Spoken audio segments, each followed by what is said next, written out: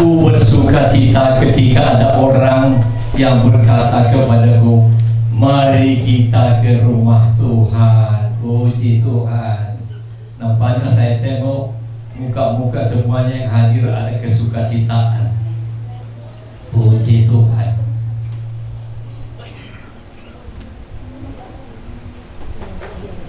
Bapak Ibu yang saya kasihi, tidak terasa ya, hari ini kita sudah berada di minggu terakhir bulan April. Minggu depan sudah bulan Mei. Karena begitu cepatnya waktu berlalu, Bapak Ibu yang saya kasihi, kita diarahkan oleh mata rohani kita tertuju kepada kitab terakhir dari buku Wahyu, di mana buku Wahyu itu menubuatkan tentang kedatangan Tuhan Yesus yang kedua. Waktunya sudah semakin dekat. Sama dengan ini ya, April, sudah masuk bulan Mei, bulan depan. Bapak Ibu yang saya kasihi, secara kebetulan saya tidak tahu siapa yang mengirimnya ya, karena kodenya saya tengok ada huruf B. Saat saya membuka WA yang berisikan video YouTube, kelihatan seorang ibu dari Afrika, di mana dia mendapatkan lawatan Tuhan. Lalu dia menyuarakan agar apa yang disuarakannya saudara, agar setiap penyampaian firman Tuhan atau berkhotbah harus mengingatkan bagi semua orang bahwa kedatangan Tuhan Yesus sudah dekat. Agar manusia apa? Bertobat. Agar manusia apa? Mencari Tuhan yang benar. Ucapan ibu ini saudara-saudara yang saya kasih sama dengan seruan firman Tuhan yang tertulis dalam Alkitab Zakaria pasal 1 ayat 3. Mari kita baca apa ya yang seirama dengan ucapan ibu ini tadi. Dia kasih tahu begini, sebab itu katakanlah kepada mereka, beginilah firman Tuhan semesta alam, kembalilah kepadaku, demikianlah firman Tuhan semesta alam, maka aku pun akan kembali kepadamu, firman Tuhan semesta alam. Di dalam firman ini saudara-saudara terlihat keseriusan hati Allah kepada manusia, termasuk juga kita anak-anak Tuhan yang ada di tempat ini. Firman-Nya hanya 2 kalimat pendek saja saudara-saudara, ya, hanya 2 kalimat pendek, tetapi kata firman Tuhan 3 kali, demikianlah firman Tuhan, demikianlah firman Tuhan semesta alam. Kalimat yang 2 yang pendek itu, yang pertama apa dibilangnya? Kembalilah kepadaku. Begitu. Dan yang kedua, kalimat pendek yang kedua, maka aku pun akan kembali kepadamu. Artinya saudara-saudara, bertobatlah sebelum terlambat, karena Yesus segera datang. Amin. Saudara-saudara sekalian, saya pribadi mengapresiasi akan seruannya dengan positif, saudara-saudara. Mengapa? Karena saya teringat hal-hal yang memang sudah dinubuatkan dengan tanda-tanda zaman, dan tanda-tanda zaman itu sudah mulai nyata dan digenapi pada saat ini. Saya kasihkan contoh saudara-saudara, ada 5, mungkin ada lagi yang lain. Tanda-tanda zaman itu, yang pertama, banyaknya bencana-bencana alam yang menelan banyak jiwa-jiwa, silih berganti. Itu sudah ada saudara-saudara. Yang kedua dikatakan penyakit penyakit yang mematikan muncul di seluruh dunia dengan berbagai jenisnya, termasuk corona yang sudah mendunia. Yang ketiga, saudara-saudara, bangsa-bangsa pada saat ini mengadakan perlombaan persenjataan mutakhirnya yang sangat-sangat berbahaya, sangat dahsyat, saudara-saudara. Itu muncul pada saat ini di setiap negara. Tinggal menunggu aba-aba. Kalau ada aba-aba, tekan saja tombolnya, sudah hancur. Ya, semalam atau kemarin dulu waktu ada Jum pagi, setiap ada bencana-bencana yang hebat itu kenanya sepertiga manusia, sepertiga daerah, sepertiga. Itu awal. Yang keempat, saudara-saudara, kejahatan dan kedurhakaan yang tidak berperi kemanusiaan mencabut nyawa manusia tanpa pilih bulu. Itu yang terjadi saat ini. Bahkan saudara-saudara, yang kelima, teror yang berkedok intoleransi. Apakah itu melalui politik dan agama, saudara-saudara, yang disebutkan syarat, sudah merajalela di berbagai belahan dunia. Dan masih banyak lagi, saudara-saudara, kejahatan-kejahatan, kekejian-kekejian dan hukum Allah yang dilanggar, di mana semuanya apa yang sudah saya sampaikan ini memang sudah tertulis di dalam Alkitab. Tak usah takut ya. Melalui apa? Nubuatan. Lalu pertanyaannya, saudara-saudara, bagaimana kita anak-anak Tuhan yang sudah menerima Yesus sebagai Tuhan dan Juru Selamat kita? Apakah kita menjadi MPP alias mundur pelan-pelan? Apakah kita menjadi murtad lalu beralih kepada keyakinan yang lain dan menjadi antikristus? Apakah iman kita sudah mulai melemah saudara-saudara, atau kembali ke kubangan dosa?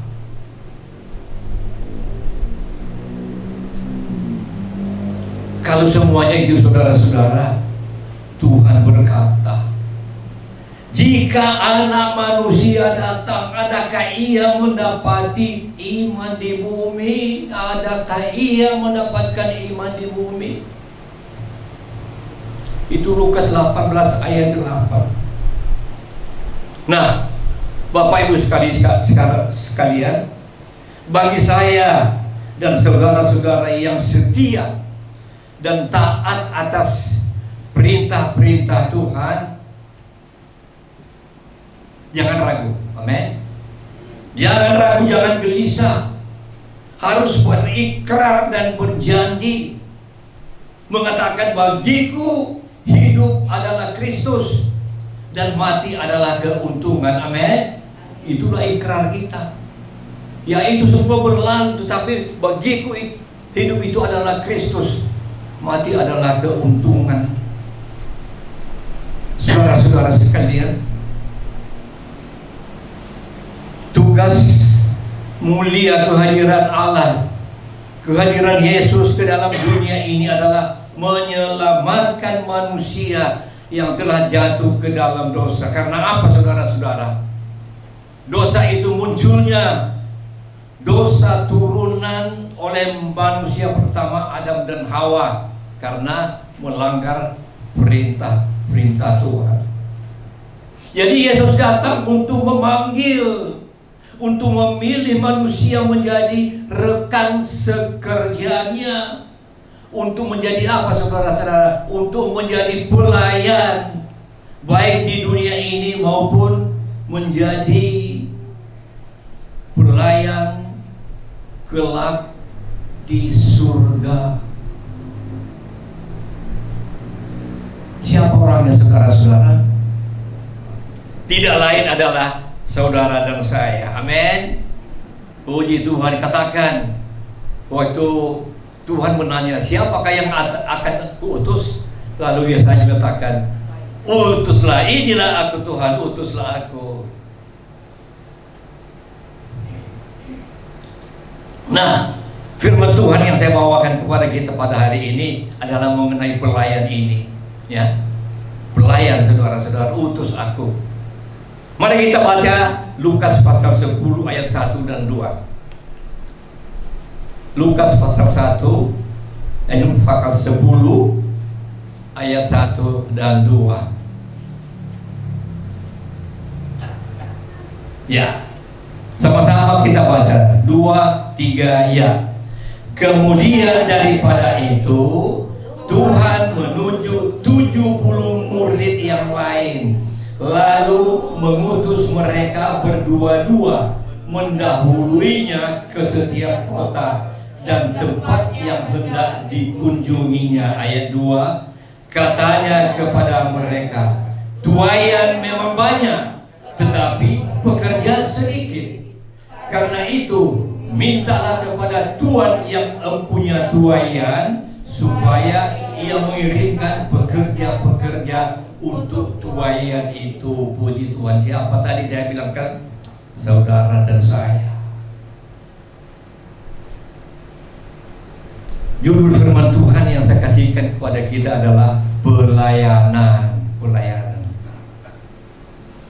Saudara-saudara sekalian, kata pelayanan itu tidak asing lagi didengar oleh telinga kita. Setiap orang-orang Kristen tidak asing, karena setiap hamba-hamba Tuhan juga pelayan harus melayani ini, tidak asing. Termasuk kita juga di sini, jemaat GSI Kados, di mana tetap juga disuarakan oleh gembala sidang dalam melayani pekerjaan Tuhan. Kenapa, saudara-saudara? Karena begitu pentingnya, begitu banyaknya jiwa-jiwa yang masih terhilang, sehingga semua gereja-gereja masa kini dan selanjutnya menghimbau agar jemaat-jemaatnya, agar setiap orang harus turut ambil bagian atau terlibat langsung di dalam pelayanan. Yesus sendiri, saudara-saudara, di ayat yang pertama tadi, dia langsung menunjuk 70 orang murid yang lain. Murid yang lain yang 70 dia adalah di luar 12 murid-murid pilihannya sendiri yang sudah bersama-sama dengan dia. Karena apa, saudara-saudara? Tuaian sudah banyak dan sudah mulai menguning. Nah, tindakan dan contoh ini, Bapak Ibu yang saya kasihi, harus kita turuti oleh setiap gereja-gereja Tuhan. Artinya setiap anggota-anggota jemaat harus turut aktif, bukan jemaat yang pasif, saudara-saudara, bukan jemaat yang suam-suam kuku, saudara-saudara, seperti yang terdapat di dalam Wahyu 4 ayat 16. Dia mencela jemaat di Laodikia, di mana orang-orang pada saat itu mereka datang ke gereja hanya sekedar menempatkan muka, duduk dengan mendengarkan khotbah, lalu bernyanyi, lalu memberikan persembahan, dan akhirnya pulang. Kalau ditanya bagaimana firman Tuhan, apa yang disampaikan firman Tuhan pada hari ini? Ya apa ya? Mereka tidak tahu. Karena mereka tidak tahu, saudara-saudara, maka firman Tuhan itu melayang begitu saja, tidak mengubah hidupnya yang lama, apalagi turut aktif di dalam pelayanan, tidak mengubah hidupnya yang lama. Saudara-saudara, sekarang timbul pertanyaan, dari mana awalnya tugas pelayanan itu sehingga kita wajib melayani? Di sini saya sampaikan, Bapak Ibu sekalian, bahwa ada dua jenis pelayanan. Coba perhatikan ya, ada dua jenis pelayanan. Yang pertama, pelayanan yang berasal dari Allah yang dipimpin oleh Roh Kudus. Yang kedua, pelayanan yang berasal dari dunia yang dipimpin oleh roh kedagingan. Sekarang mari kita lihat saudara-saudara, yang pertama yaitu yang berasal dari Allah. Konsep pelayanan yang sejati dan rohani, Bapak Ibu yang saya kasihi, adalah dari Allah. Karena apa? Pelayanan yang dari Allah itu harus menaruh kasih, harus ada pengorbanan tanpa pamrih, seperti tertulis yang Yesus sendiri menyatakannya. Matius pasal 20 ayat yang ke-28. Apa yang Yesus katakan? Sama seperti anak manusia, yaitu Yesus, datang bukan untuk dilayani, melainkan untuk melayani. Dan, nah coba perhatikan, dan untuk memberikan nyawanya menjadi tebusan bagi banyak orang. Yesus sendiri sudah menyatakannya itu dari Allah. Artinya saudara-saudara, setelah Yesus berwujud sebagai manusia dan dia masih di dunia ini, saudara-saudara, Yesus rela melayani manusia berdosa. Dengan apa? Penuh kasih. Rela memberikan nyawanya.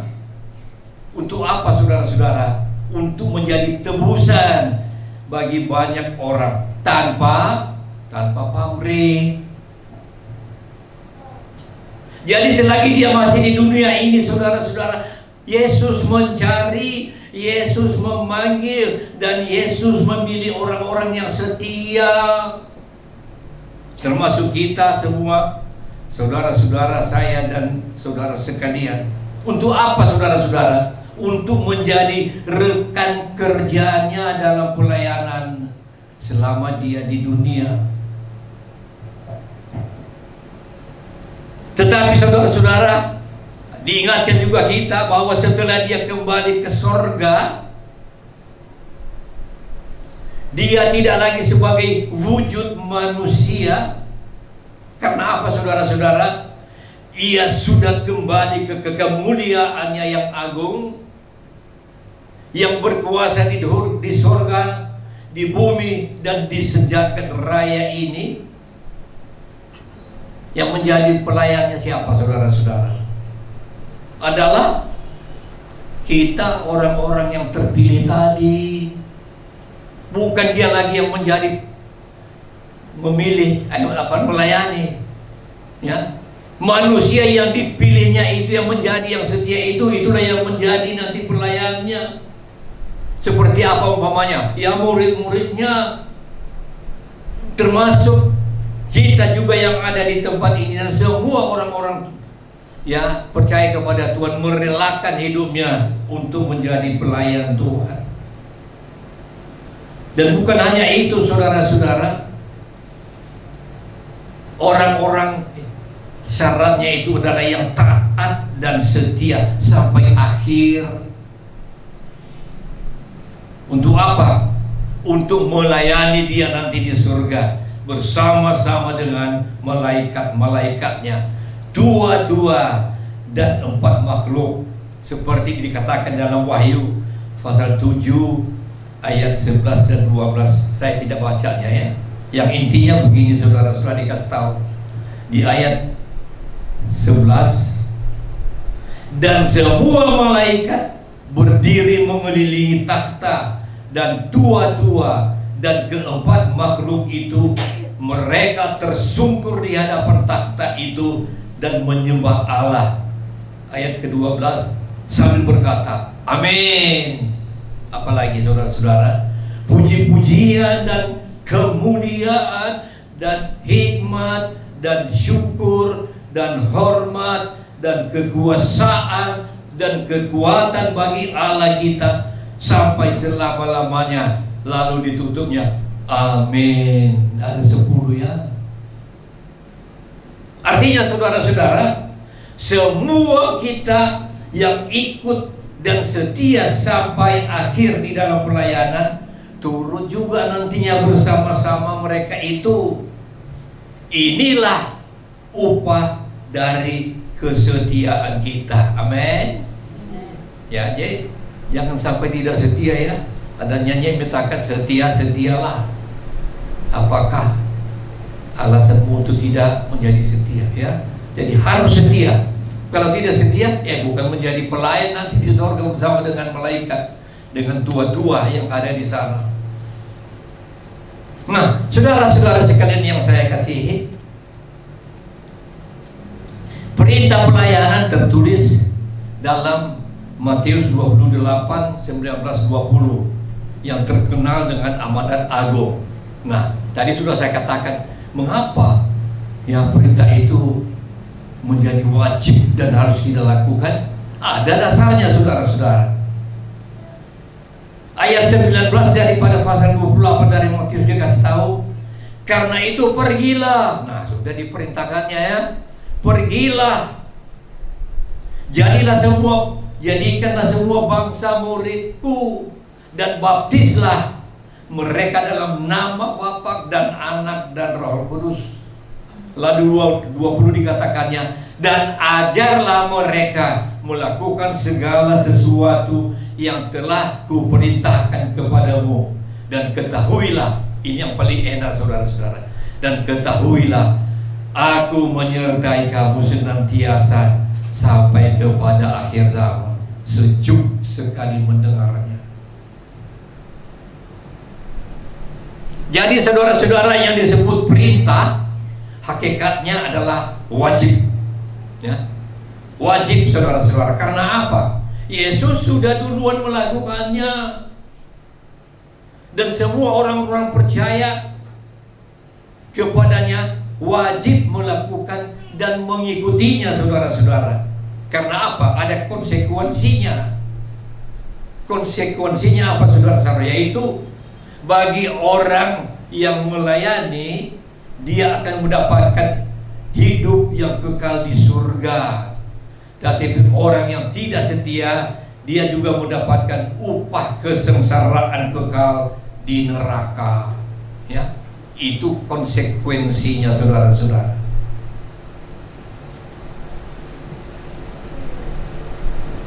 Dan inilah perintah daripada Allah sendiri. Jadi saudara-saudara, karena Allah itu kudus, maka kita juga umatnya harus kudus. Ya, harus saudara-saudara, itu menjadi perintahnya. Kalau dikatakan ikutlah menerima baptisan air yang benar sebagai tanda pertobatan, ikutlah. Ya, karena baptisan air itu adalah tanda pertobatan. Kalau dikatakan harus kamu menerima perjamuan kudus, karena Yesus sudah melakukannya untuk murid-muridnya, untuk mengingatnya selalu di dalam pengorbanannya, malah kita juga harus ikut di dalam perjamuan kudus. Kalau dikatakan ada perintah baru untuk kepadamu, yaitu engkau harus mengasihi terutama kepada Allah, dan yang kedua adalah untuk sesama manusia, harus juga kita lakukan. Dan akhirnya tidak terkecuali saudara-saudara, perintah firman Tuhan pada hari ini yaitu melayani. Kalau dia yang sudah melayani, maka kita juga harus wajib melayani untuk semua orang yang masih terhilang. Itulah arti pelayanan yang berasal daripada Tuhan. Dan yang kedua saudara-saudara, pelayanan yang kedua itu berasal dari dunia, berasal daripada manusia. Saudara-saudara yang saya kasihi, Di masa sekarang ini banyak orang yang tidak lagi menghiraukan atau tidak lagi mengutamakan kehidupan rohaninya. Karena apa? Mereka itu telah dibutakan oleh ilah-ilah zaman pada saat sekarang ini. Antara lain kesibukanlah, hobilah, atau hal-hal yang lebih menggiurkan yang sedang ditawarkan oleh dunia ini. Dan bukan hanya itu, saudara-saudara, orang-orang lebih lagi memilih, biarlah saya kerja lembur di tempat kerja saya daripada untuk beribadah. Saya mau bertemu dengan klien saya atau teman-teman saya sampai larut malam pun tidak apa-apa daripada menghadiri ibadah doa malam. Saya memilih hangout atau clubbing, saudara-saudara, dengan karib-karibnya daripada mengikuti pendalaman Alkitab.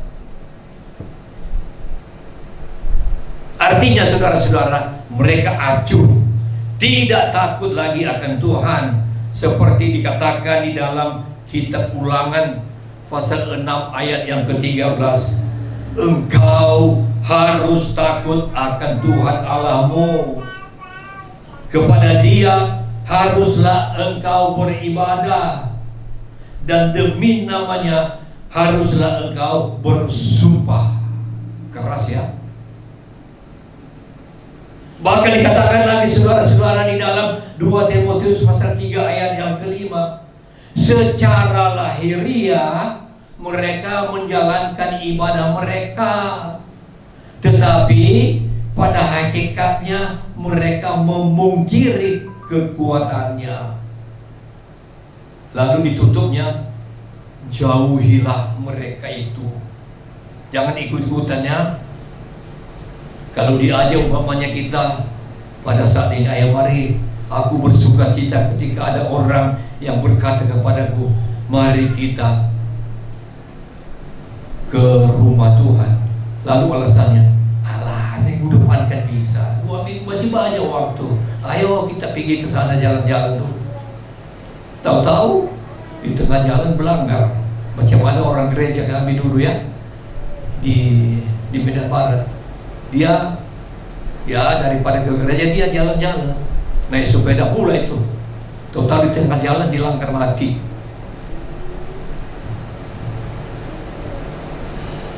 Nah, saudara-saudara sekalian, inilah saudara-saudara tipe-tipe manusia sekarang ini yang pengikutan hidupnya kepada Tuhan hanya berupa simbol saja. Mereka mendua hati, saudara-saudara, seperti tertulis di dalam Injil Matius pasal 15 ayat 8 dan 9. Apa bunyinya, saudara-saudara, mendua hati itu? Bangsa ini memuliakan aku dengan bibirnya, padahal hatinya jauh daripadaku. Itu di ayat 8. Dan di ayat 9 lebih tegas lagi, percuma mereka beribadah kepadaku, sedangkan ajaran yang mereka ajarkan ialah perintah manusia. Percuma saja. Nah, saudara-saudara, mari kita lihat teguran yang keras lagi bagi orang-orang yang melakukan perintah-perintah duniawi atau melayani manusia, saudara-saudara. Di dalam buku Titus, saudara-saudara, pasal 1 ayat ke-11 tertulis begini, saudara-saudara. Orang-orang yang semacam itu, sekali lagi, orang-orang yang semacam itu harus ditutup mulutnya. Keras ya. Karena apa?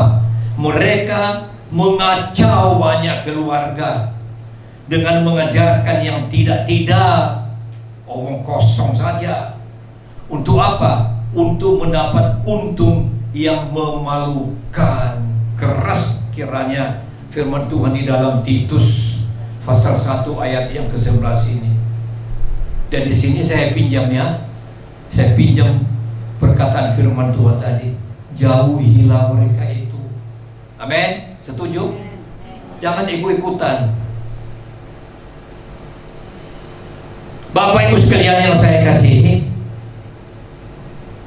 memiliki motivasi yang benar di dalam Alkitab adalah dasar panggilan dalam melayani Tuhan.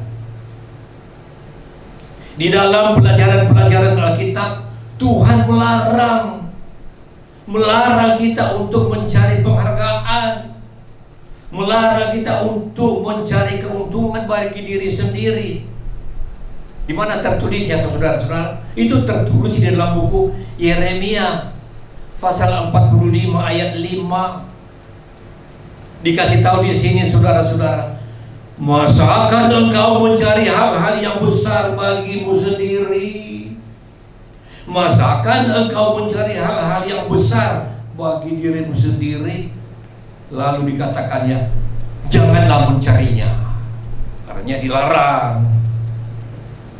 Sebab sesungguhnya aku mendatangkan malapetaka atas segala makhluk. Ya, makhluk itu termasuk juga kita, saudara-saudara. Ya, demikianlah firman Tuhan. Tetapi, ya, kalau masih lagi melanggar, saudara-saudara dikasih tahu. Tetapi kepadamu akan kuberikan nyawamu sebagai jarahan di segala tempat di mana engkau pergi. Kalau masih tidak berubah, nyawamu sebagai taruhan. Saudara-saudara sekalian yang saya kasih, apa artinya ini? Resiko dari padahal tidak melayani ataupun meminta mencari keuntungan sendiri sangat besar. Sangat besar, saudara-saudara, bagi semua orang-orang yang melanggarnya. Coba perhatikan, saudara-saudara, martabat dan berkat bagi seseorang adalah hasil karyanya Tuhan, bukan hasil usaha kita sendiri, bukan. Di saat kita melayani Tuhan, saudara-saudara, kita harus memiliki motivasi sikap hati yang benar. Kita melayani Tuhan karena kita harus membalas budi baiknya Tuhan, saudara-saudara. Seperti kita menerima keselamatan adalah dari Dia. Kita menerima berkat dan anugerah adalah dari Dia. Bahkan Dia rela mengorbankan nyawanya untuk apa? Bagi kita, saudara-saudara. Bagi kita. Saudara-saudara sekalian, Rasul Paulus berpesan kepada Titus. Pesannya begini, saudara-saudara, agar dia berhati-hati dalam memilih pembantu-pembantunya seperti pengetua atau pelayan-pelayan Tuhan. Itu tertulis, saudara-saudara. Saya tidak baca pada hari ini, nanti boleh baca di rumah, dalam Titus pasal 1 ayat 6 sampai dengan 16 di rumah, ya. Baca nanti di rumah. Tetapi intinya, saudara-saudara, dikasih tahu pelayan Tuhan haruslah orang yang berhati tulus, bukan orang-orang yang tipenya suka mencari keuntungan pribadi, bukan orang yang ingin mendapatkan imbalan yang besar dan lain-lain. Tidak, saudara-saudara. Itulah pesan Tuhan, pesan Paulus kepada Titus, saudara-saudara. Jadi mengapa Paulus menentukan persyaratan demikian? Mengapa, saudara-saudara? Karena mata rohani Paulus melihat bahwa kedepannya, saudara-saudara, ada saja pelayan-pelayan Tuhan yang pilih tempat dalam melayani. Contoh umpamanya, ya, jika diundang berkhotbah untuk melayani, lalu dia bertanya duluan, persembahannya berapa? Itu yang duluan sama dia.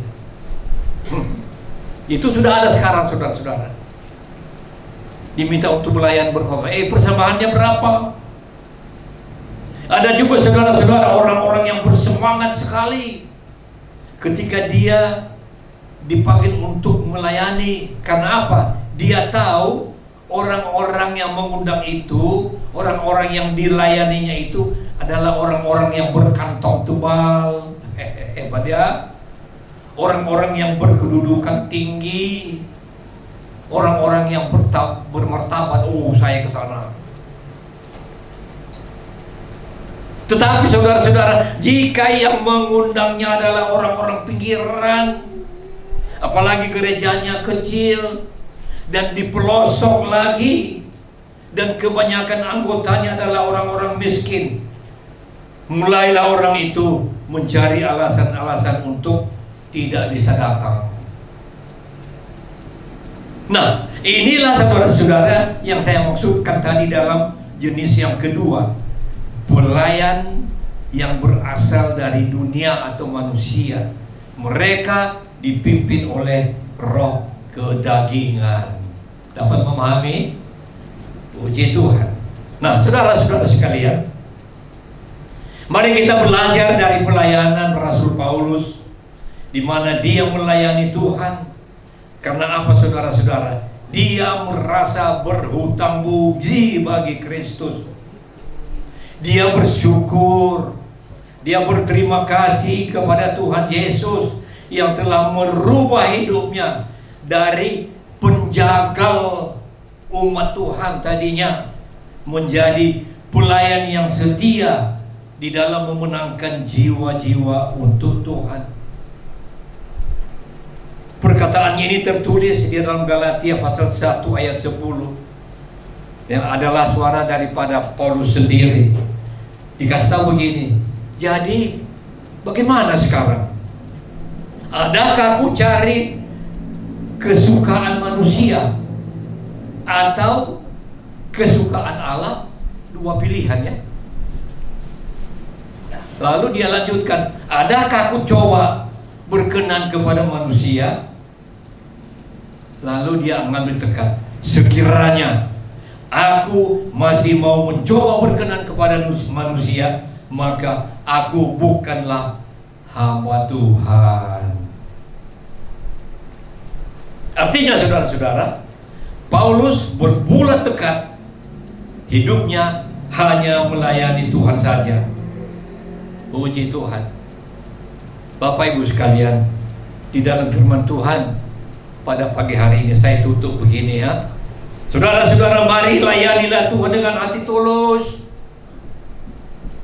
Hati tulus dan murni.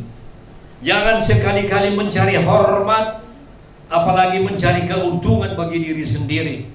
Karena apabila kita lakukan itu, bukan kita berasal daripada Tuhan, tetapi kita berasal dari dunia ini yang dipimpin oleh roh kedagingan. Kiranya firman Tuhan dapat mengubah hidup kita mulai pada sekarang ini menjadi pelayan Tuhan yang tulus hati. Dan ingat saudara-saudara, ya, orang-orang yang setia sampai mati, kita juga yang tetap melayani Tuhan di surga. Amin. Puji Tuhan. Kiranya firman Tuhan menjadi kekuatan bagi kita. Mari kita bernyanyi satu nyanyian, melayani lebih sungguh. Ambil komitmen ini ya. Lalu mengasihi lebih sungguh. Mari kita berdiri semua. Melayani